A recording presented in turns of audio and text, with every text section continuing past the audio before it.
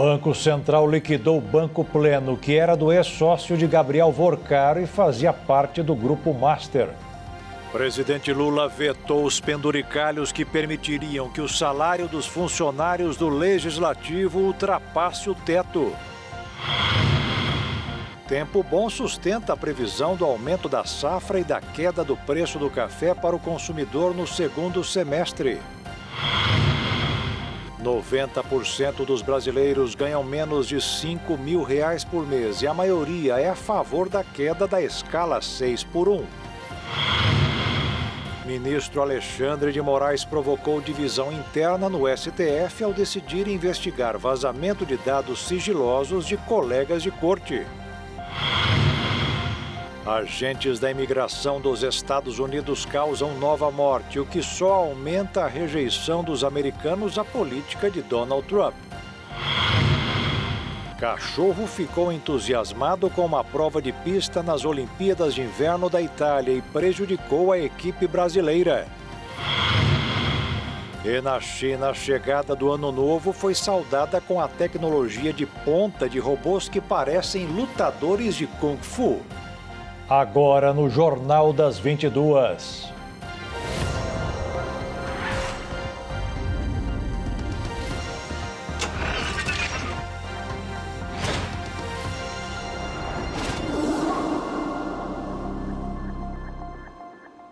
Olá, boa noite. O Banco Central decretou a liquidação extrajudicial do Banco Pleno, ex-Voiter, instituição controlada por Augusto Ferreira Lima, ex-sócio do Banco Master. Com a liquidação, o Fundo Garantidor de Créditos passa a ser o responsável por ressarcir os investidores que têm CDBs emitidos pelo Banco Pleno. O Banco Central decretou a liquidação extrajudicial do Banco Pleno, instituição que já integrou o conglomerado do Banco Master. A medida encerra as atividades do banco após agravamento da situação econômico-financeira e deterioração da liquidez. Segundo a autarquia, houve comprometimento estrutural da capacidade de honrar obrigações e descumprimento de normas regulatórias. Com a liquidação, o interventor assume o controle, promove a venda de ativos e organiza o pagamento de credores conforme a ordem legal. Os bens dos controladores e administradores estão agora indisponíveis. A decisão atinge uma instituição que, embora tivesse apenas 0,04% dos ativos do sistema financeiro nacional, acumulava um passivo relevante em CDBs.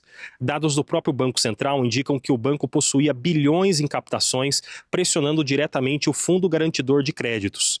Agora, investidores com até R$250 mil por CPF ou CNPJ vão poder acionar a garantia. O impacto imediato do Fundo Garantidor de Crédito é estimado de 160 mil credores com depósitos elegíveis que somam quase R$5 bilhões. Sem poder emitir novos CDBs por determinação do Banco Central, o Pleno perdeu sua principal fonte de financiamento. No mercado secundário, os títulos chegaram a ser negociados a até 170% do CDI. A liquidação ocorre meses após o banco deixar formalmente o Grupo Master. Em julho de 2025, o controle passou para o empresário Augusto Lima e sócio de Daniel Vorcaro. Ambos foram presos na Operação Compliance Zero e posteriormente liberados com medidas cautelares. O Pleno já vinha de um histórico de reestruturações. O banco, voltado ao crédito empresarial e ao agronegócio, acumulou prejuízos ao longo dos anos e passou por sucessivas mudanças de controle e estratégia. A nova liquidação amplia o efeito dominó no entorno do Master. Em novembro, o Banco Central já havia liquidado o próprio Master e outras instituições associadas. A soma das garantias acionadas pode elevar significativamente a conta do FGC, superando dezenas de bilhões de reais em obrigações potenciais. O Banco Central informou que vai continuar apurando as responsabilidades administrativas e poderá encaminhar comunicações a outras autoridades competentes. O desfecho do caso pode resultar em sanções adicionais aos gestores. Saiu hoje no Diário Oficial da União o decreto com reajuste aos servidores, com penduricalhos que permitiriam os funcionários receberem mais que o teto. O presidente Lula vetou a manobra e deixou alguns reajustes apenas para o ano que vem. O presidente Lula vetou os penduricalhos, aprovados pelo Legislativo, mas sancionou o reajuste salarial dos servidores do Legislativo e Tribunal de Contas da União para 2026. A medida veio após a constatação de que os benefícios concedidos à carreira poderiam ultrapassar o teto constitucional do funcionalismo público, que é de R$ 46.300 mensais. A ação confirma reajustes no Senado, na Câmara e no TCU de 8% a 9% e também reconhece mais 3 carreiras típicas do Estado no Tribunal de Contas na União. Além disso, Lula promoveu a substituição das atuais gratificações de desempenho pela gratificação de desempenho e alinhamento estratégica de natureza remuneratória e sujeita ao teto constitucional. Sobre os vetos, Lula barrou dispositivos que previam escalonamento para aumentos nos próximos 3 anos, os pagamentos retroativos de despesas continuadas e a criação de licença compensatória, que poderia ultrapassar o teto constitucional. De acordo com as projeções, as propostas, conhecidas como penduricalhos, foram aprovadas em votação simbólica no dia 3 de fevereiro e podiam elevar a remuneração mensal para até R$ 77 mil, extrapolando o teto. Os textos só prevêem o pagamento extrateto para servidores que exerçam múltiplas atribuições que demandem dedicação contínua e atuação fora do horário regular de expediente.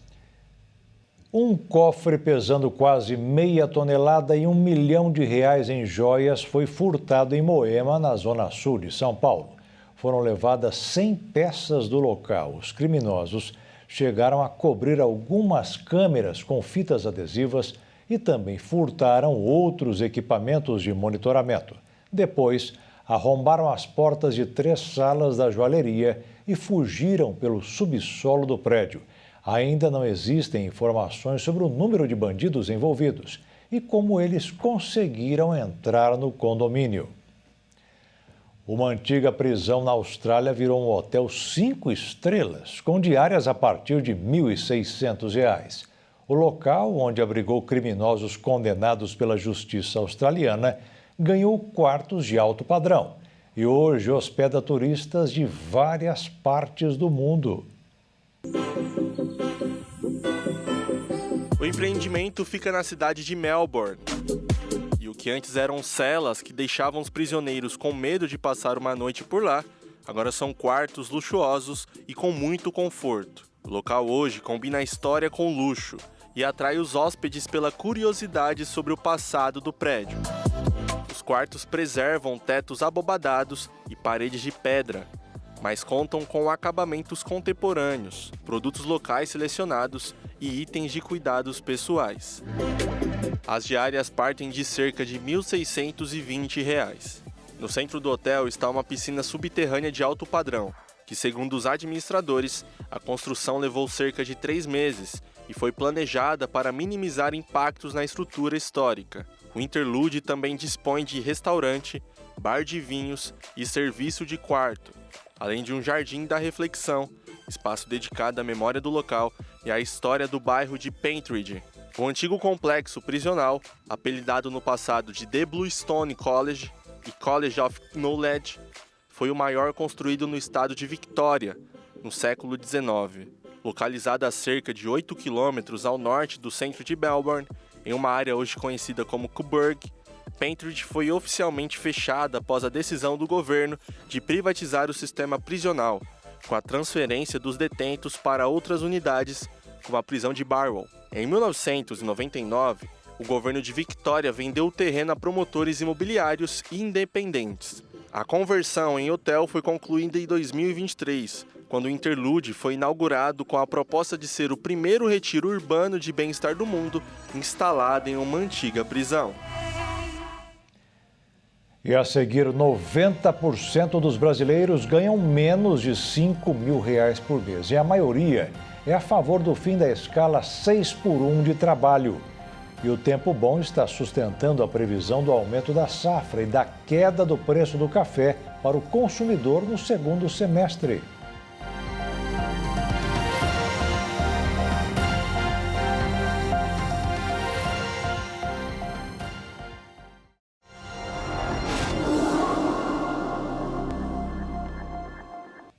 Uma pesquisa revelou que a maioria dos brasileiros ganha pouco, menos de R$ 5 mil por mês. Por isso, quando o assunto é o fim da escala 6x1 de trabalho, a maioria é a favor, mas não aceita uma possível redução nos salários.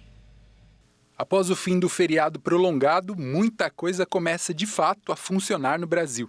Nesse período, todas as atenções já se voltam para as eleições presidenciais e aqueles que disputam pleito investem nas suas principais armas. Para o Congresso, muitos assuntos devem ser discutidos ao longo do ano, e um deles é a escala 6x1, assunto esse que a população faz questão de opinar. Você é a favor ou contra essa medida? Eu sou a favor, eu acho que tem que terminar. A escala 6x1, eu acho que é uma exploração que fazem. Eu acho que é um resquício do que vem de uma... Enfim, da forma como o país foi construído, né? Então, na base da escravidão e tal. E é uma forma de ainda o povo mais pobre ainda ser explorado. Eu sou completamente a favor do fim da escala 6x1. Acho um absurdo que ainda exista isso no Brasil até hoje. Eu sou a favor que as pessoas possam trabalhar com qualidade de vida. Então, trabalhar 6 vezes por semana já é muito para ganhar pouco. Eu acho que muita gente ganha em cima do trabalho dos outros. Então, sou a favor que essa escala termine. 73% dos brasileiros diz ser a favor do fim da escala 6x1, contanto que o salário não diminua. Já se o salário diminuir, aí esse número despenca. Apenas 27% acredita que a medida seria a melhor saída para o Brasil. Isso só mostra que entre descansar e poder pagar as contas em dia, o brasileiro ainda não está podendo se dar ao luxo de ficar em casa. De acordo com o IBGE, cerca de 92% da população brasileira sobrevive com menos de R$5.000 mensais. Para esses, uma redução no salário agora não seria nada bem-vinda. Ainda assim seria uma boa para o brasileiro trabalhar menos, mas receber menos? Não, a gente já ganha hiper pouco. Eu acho que o salário é muito baixo, né?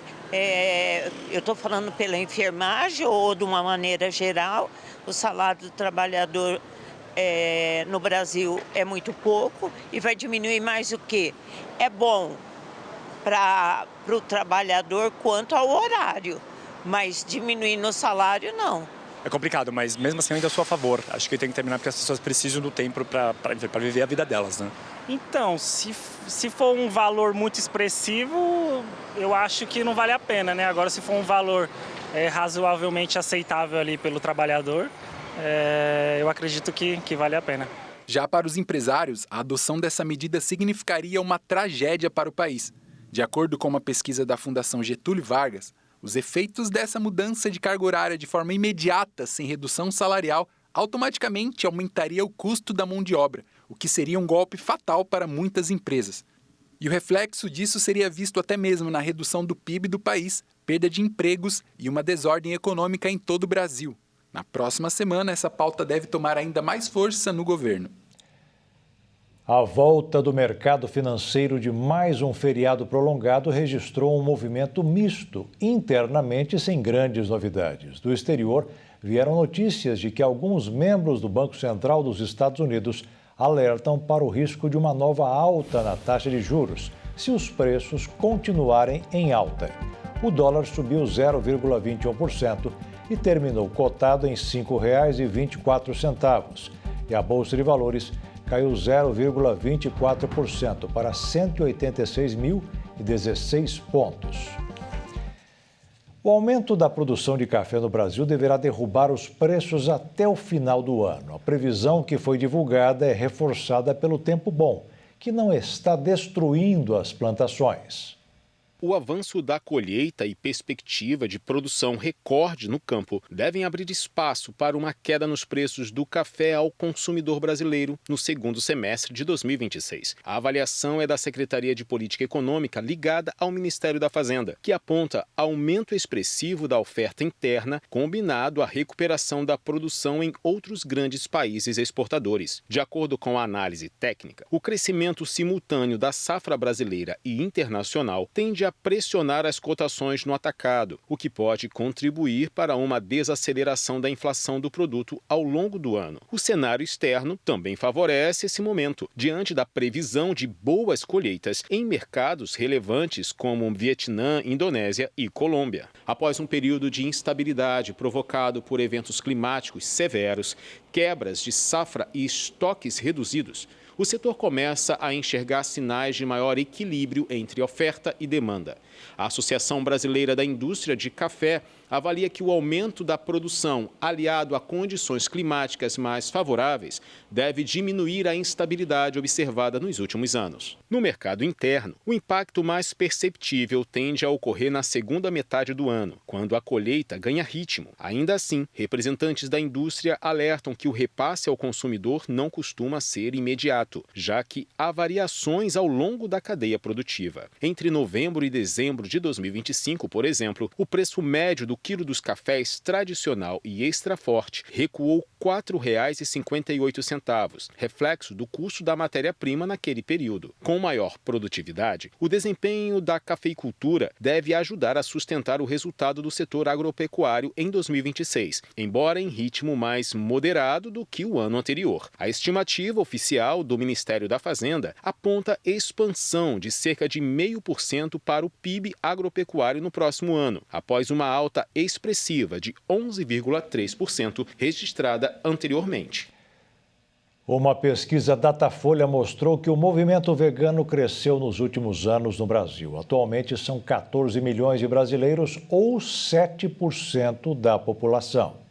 O Instituto Datafolha divulgou uma pesquisa inédita encomendada pela Sociedade Vegetariana Brasileira. A pesquisa revelou que 74% dos brasileiros mostraram-se dispostos a reduzir ou até mesmo parar de consumir carne, principalmente por questões de saúde, e 7% da população se considera vegana. Esses dados representam mais de 14 milhões de pessoas, e o interesse no movimento vegano é mais alto na região Sudeste, que registrou o maior crescimento da causa no país. O mercado de produtos veganos no Brasil cresce a uma taxa de 40% ao ano.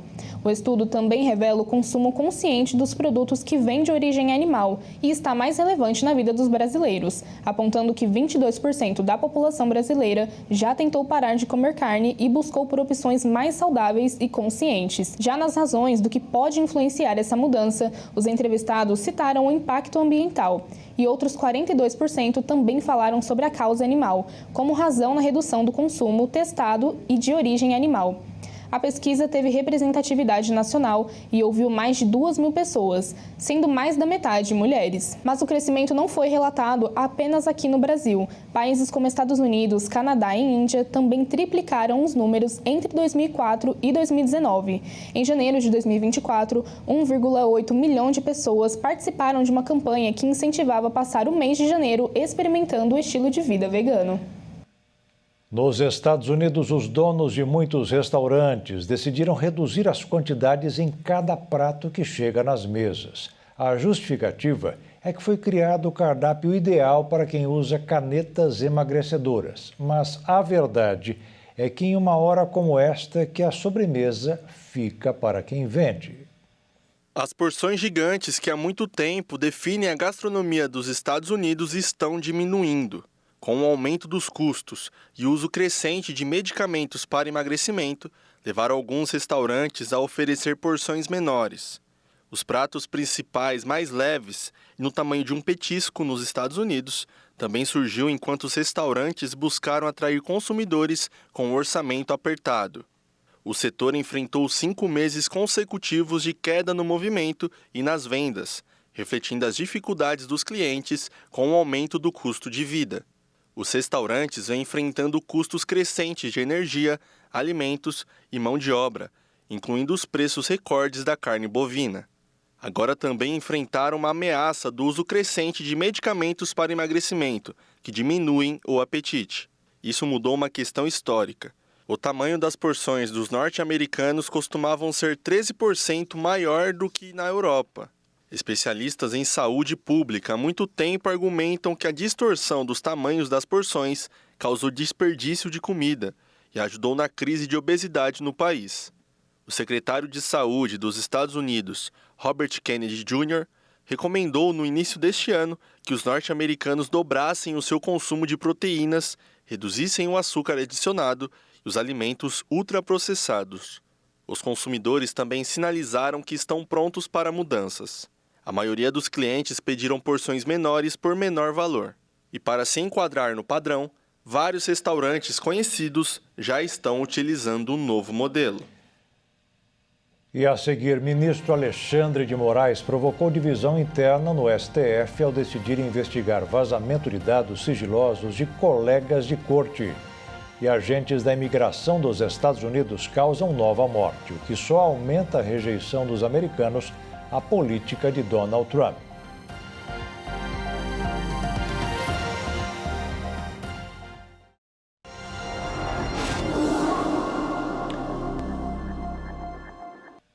O ministro Alexandre de Moraes disse que as investigações iniciais da Receita Federal identificaram inúmeros acessos ilícitos ao sistema do órgão, o que causou o vazamento das informações sigilosas. O ministro pediu a investigação quando assumiu interinamente a presidência do Supremo, quando o presidente da Corte, Edson Fachin, estava em recesso.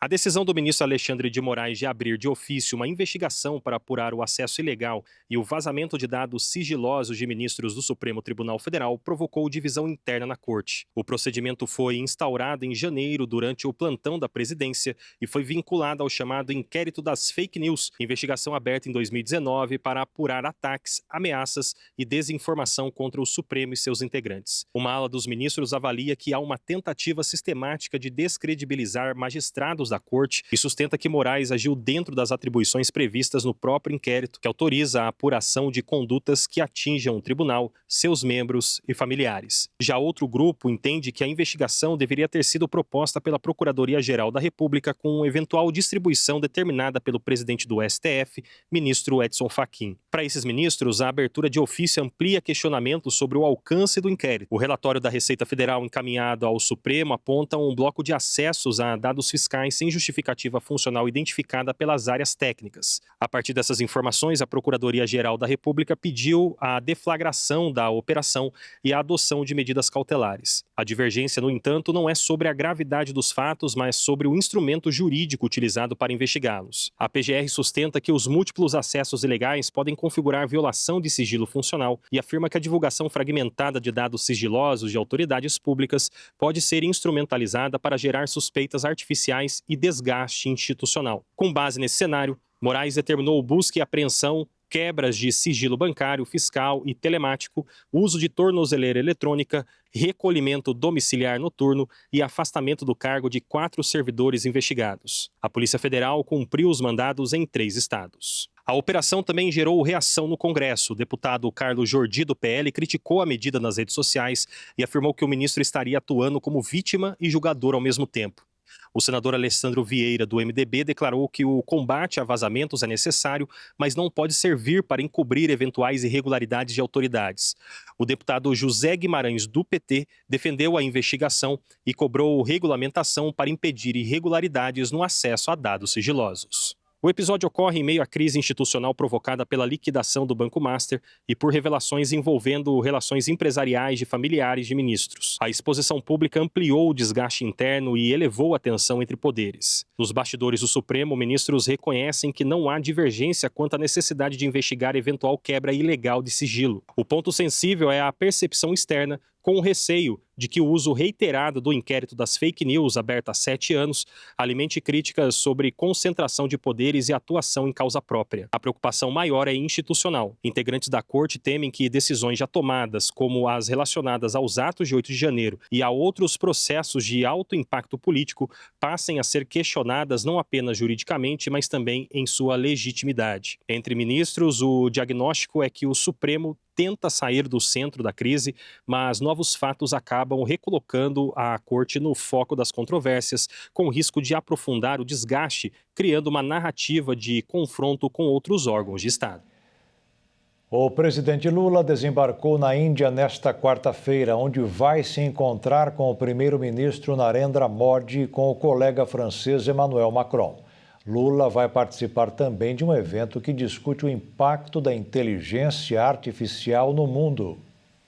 A visita do chefe do Executivo brasileiro terá duração de 3 dias.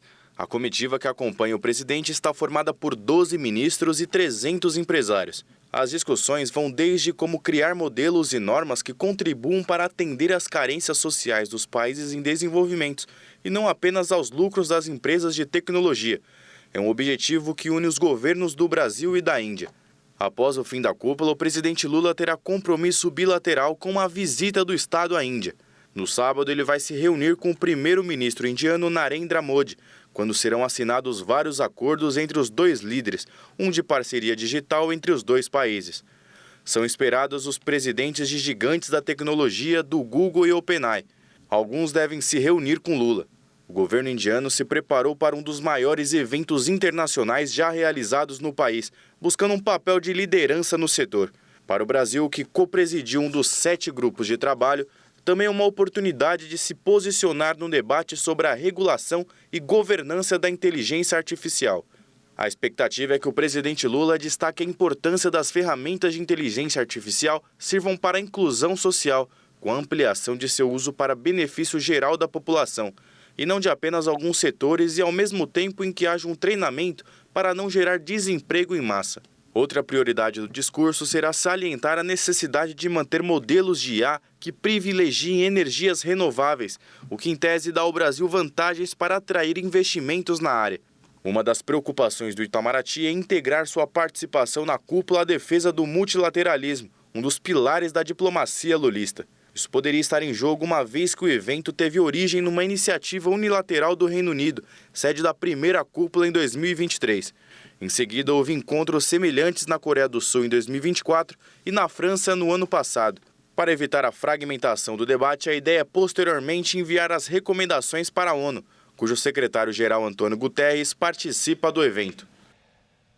O Parlamento do Japão confirmou hoje a eleição da primeira-ministra Sanai Takaichi. Em outubro, a premier tinha sido eleita como a primeira mulher para ocupar o cargo e agora consolida seu poder após a conquista da maioria dos 2/3 do parlamento nas eleições antecipadas de 8 de fevereiro.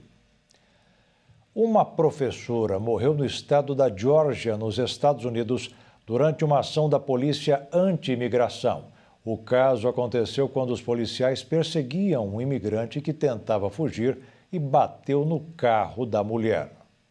O ICE, a polícia anti-imigratória dos Estados Unidos, continua provocando caos em várias cidades do país norte-americano. O mais novo caso foi no sudeste dos Estados Unidos, no estado da Geórgia, onde uma professora, identificada como Linda Davis, morreu perto da escola onde trabalhava após uma colisão com um carro. Na ocasião, um motorista estrangeiro tentava fugir de uma blitz do ICE, quando colidiu com um carro onde estava a professora. Após o acidente, o condutor foi preso e é acusado de envolvimento no acidente fatal e também por dirigir sem licença. O ICE explicou que o motorista causou o acidente e desrespeitou os sinais de parada na blitz. Mesmo sem possuir histórico criminal, o homem era procurado pela polícia anti-imigratória, pois havia uma ordem de deportação emitida pela Justiça norte-americana em 2024. A professora era muito querida pelos colegas e gestores do trabalho. Eles lamentaram o ocorrido e disseram que Linda Davis se dedicava para garantir que cada criança se sentisse apoiada e valorizada. O mais recente acontecimento voltou a ser debatido por todos os civis comuns e autoridades federais. Inclusive, um deles declarou que um inocente perdeu a vida por conta de um estrangeiro ilegal e criminoso e tentou evitar a prisão. Na semana passada, a Casa Branca concordou em encerrar sua ofensiva de deportações contestadas em Minnesota, onde 2 cidadãos estadunidenses também foram mortos por agentes do ICE. Diante de todos os acontecimentos, uma pesquisa mostrou que a rejeição às políticas de imigração está crescendo nos Estados Unidos. No levantamento, apenas 38% dos entrevistados disseram que o presidente Trump está fazendo um bom trabalho contra os imigrantes. O índice também mostrou que o número caiu em relação à última pesquisa feita em janeiro, que revelou uma queda significativa em relação aos 50% obtidos pelo presidente logo depois de retornar ao poder. A reunião entre representantes da Rússia e da Ucrânia, mediada pelos Estados Unidos para pôr fim à guerra, que vai completar 4 anos, terminou sem acordo. Representantes dos 2 países em conflito classificaram as negociações de difíceis. O chefe da delegação ucraniana, Rustem Umerov, disse logo após a reunião que nenhum detalhe sobre o encontro será divulgado. Umerov disse também que todas as conversas foram focadas numa solução para acabar com o conflito. O enviado especial da Casa Branca, Steve Witkoff, saudou o sucesso do presidente Donald Trump na iniciativa de reunir representantes dos dois países inimigos, afirmando que houve progresso significativo. O tom das partes é um pouco mais otimista em relação às rodadas recentes em Abu Dhabi, que não resultaram em avanços, embora o negociador russo, Vladimir Medinsky, tenha reforçado que o processo continua difícil. Já o presidente da Ucrânia, Volodymyr Zelensky, afirmou que Kiev e Moscou divergem sobre pontos-chave e acusou a Rússia de arrastar o processo de negociações. Ele destacou que, enquanto houve progresso no setor militar, as discussões políticas permanecem limitadas. As reuniões de Genebra tiveram duração de 6 horas no primeiro dia e apenas 2 horas no segundo, tendo como base o plano americano, que prevê concessões territoriais em troca de garantias de segurança. De um lado, Moscou defende a anexação das regiões que estão sob o controle dos militares russos. E do outro lado, o líder ucraniano se recusa a aceitar as condições impostas pelo governo de Vladimir Putin. Outro ponto sensível é a usina nuclear de Zaporizhzhia. Existe uma proposta apoiada pelos Estados Unidos para que a instalação seja operada conjuntamente por Ucrânia, Rússia e Estados Unidos, mas Kiev teme que esse arranjo legitime a ocupação russa. Apesar disso, Zelensky sinalizou que as forças ucranianas estão prontas para monitorar um cessar-fogo, desde que o mecanismo envolva a participação direta dos americanos. O ucraniano também ressaltou a importância da presença de representantes da Grã-Bretanha, França, Alemanha e Itália em Genebra para coordenar as ações diplomáticas. A rodada de negociações foi marcada por novos ataques russos contra o território ucraniano, incluindo o lançamento de um míssil balístico e 126 drones na última noite. Mesmo com a violência persistente no campo de batalha, Rustem Umerov reiterou que o objetivo final da Ucrânia permanece inalterado: alcançar uma paz justa e sustentável. E a seguir, cachorro ficou entusiasmado com uma prova de pista nas Olimpíadas de Inverno da Itália e prejudicou a equipe brasileira. E na China, a chegada do Ano Novo foi saudada com a tecnologia de ponta de robôs que parecem lutadores de Kung Fu.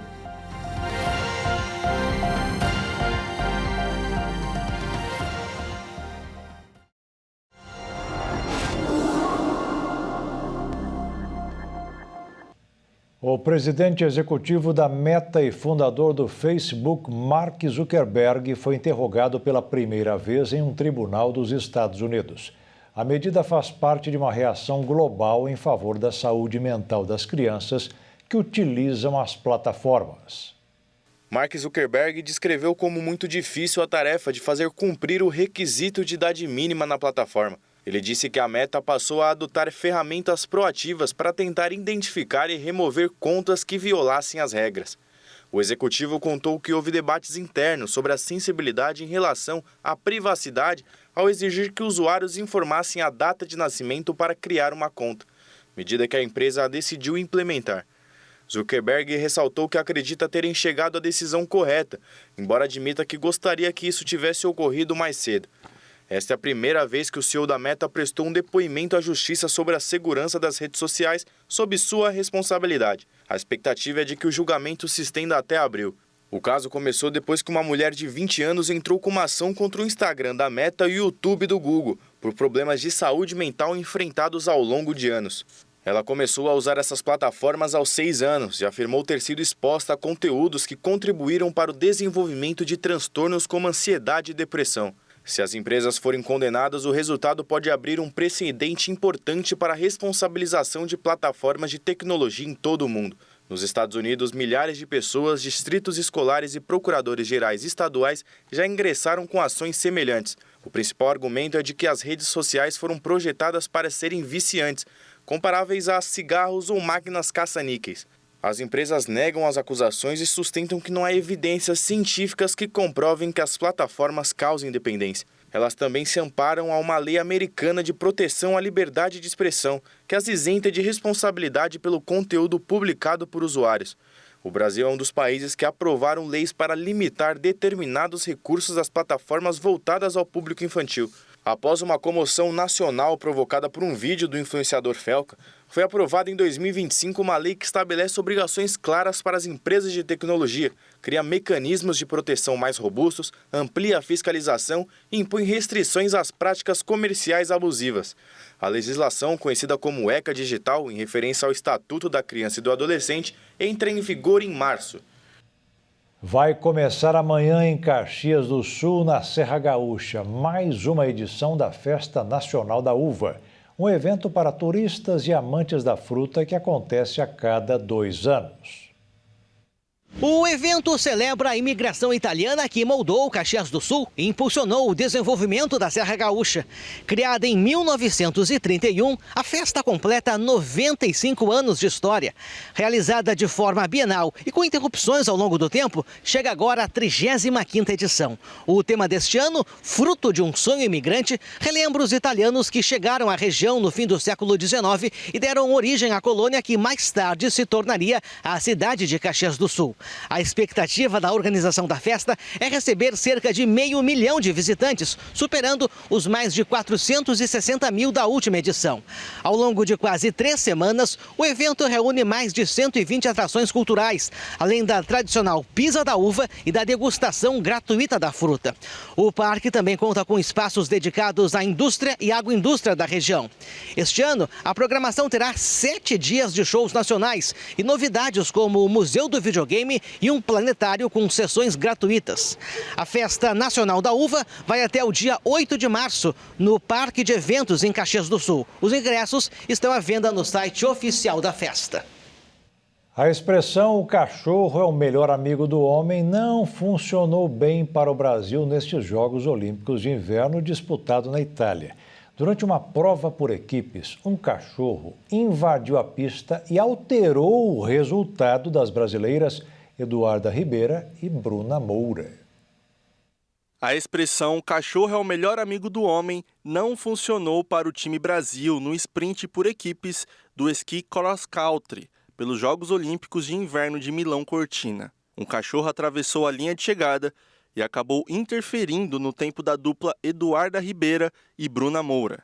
O sistema eletrônico registrou a passagem do animal como se fosse a da atleta brasileira, atribuindo momentaneamente à equipe um tempo muito superior ao esperado. Com isso, o Brasil chegou a aparecer provisoriamente com o 12º melhor tempo, o que representaria um salto expressivo no ranking da prova. Pouco depois, com a revisão da imagem e dos dados, a organização identificou a falha. O sensor confundiu o cachorro com a Eduarda Ribeira.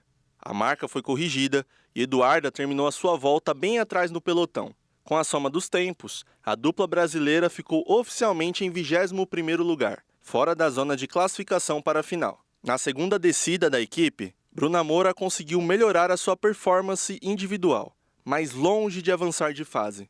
Ao todo, 26 duplas disputaram a fase classificatória e apenas 15 avançaram à final após as 2 voltas. O cachorro atende pelo nome de Nazgûl e vive nas proximidades da pista, o que explicaria sua presença inesperada durante a competição. Apesar do episódio inusitado e da eliminação precoce, o resultado final representou um marco positivo. Foi o melhor tempo já obtido pelo Brasil em uma prova por equipes no esqui cross country em Jogos de Inverno. Ainda bem. Dor nos joelhos é uma das queixas mais comuns que os médicos ouvem dos adultos quando eles entram nos consultórios.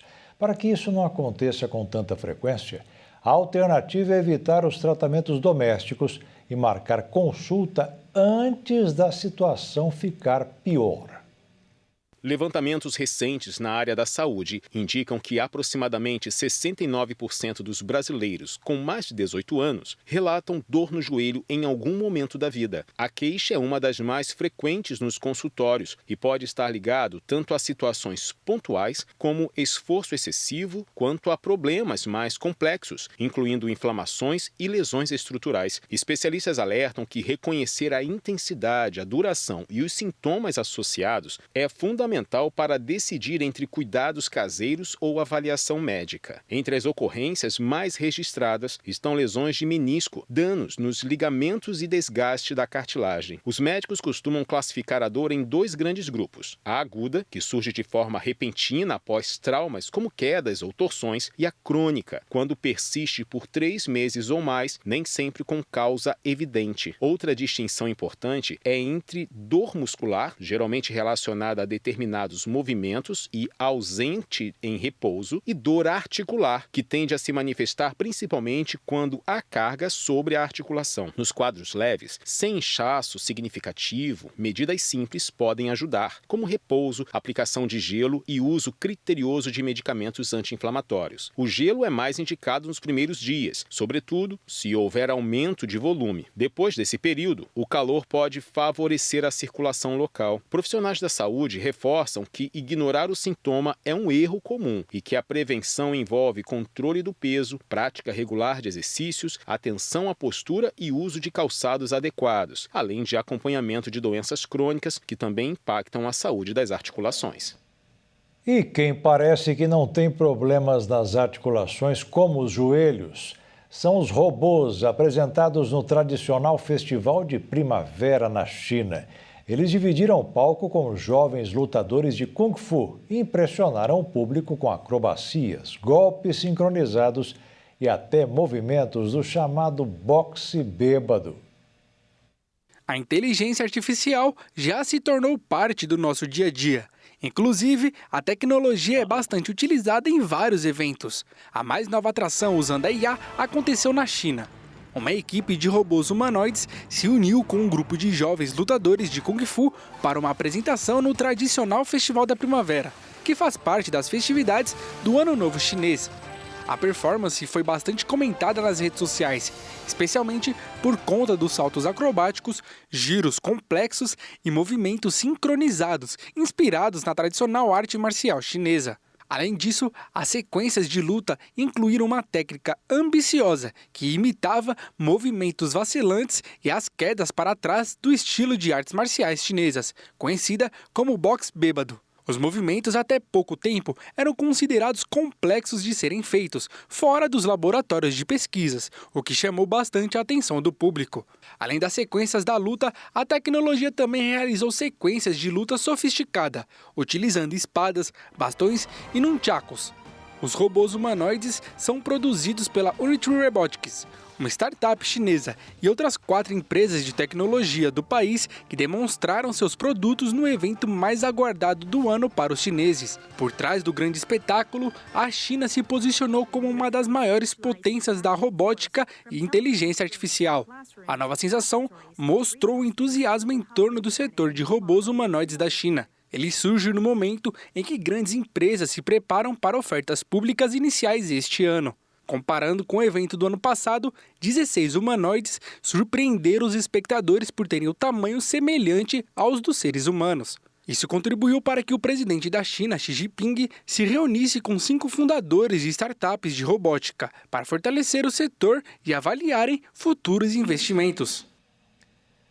E o Jornal das 22 termina aqui. Uma boa noite para você e fique na paz. Tchau.